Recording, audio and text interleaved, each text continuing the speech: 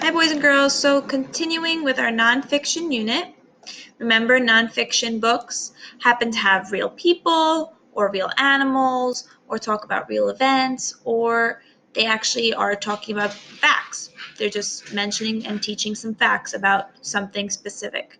So reading cover to cover, we have talked about making sure that we are understanding what we're reading. And if we don't, we have to go back and make sure we're looking very carefully at what we've read. And today, I want to make sure that while you're reading, that you're thinking more often of, besides if it makes sense, what's important to remember and what's maybe not that important. Because there's so much facts in these books, you're not going to be able to hold on to all that information in your head. So while you're reading, you want to think about, that's a great fact. That's something I want to remember. And that's not so important.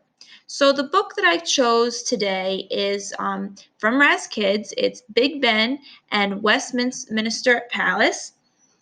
And it's a level book L. So I'm going to go ahead and put that up for us to take a look at together.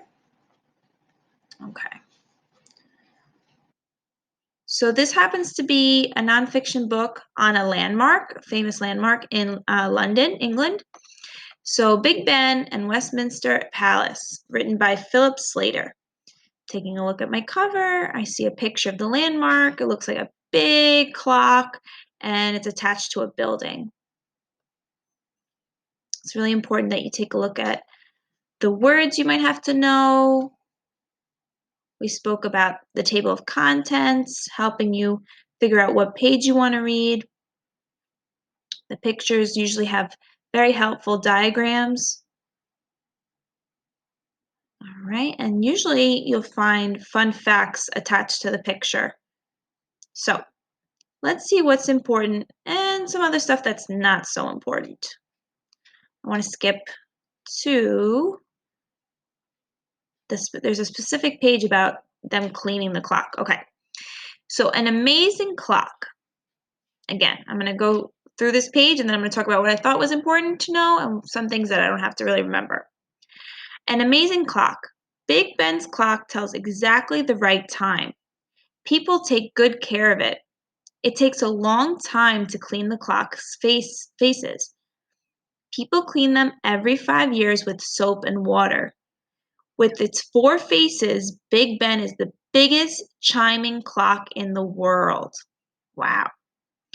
I'm taking a look at the picture too. So after reading that, and I might want to reread it again just to make sure I really understood, what I will remember from this page, what I think is important, is the fact that it's the biggest clock in the world. That's really impressive. That's something that makes it really unique and different. And it's a fact that I can remember. Also, a lot of people base their time off this clock. It is telling the correct time. So people are probably going to be adjusting their watches and their clocks in their homes to the same time as Big Ben.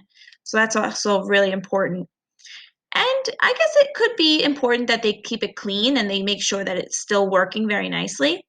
But is it important for me to remember that they're cleaning it every 5 years with soap and water? Well, not really. That's not something I need to hold on to.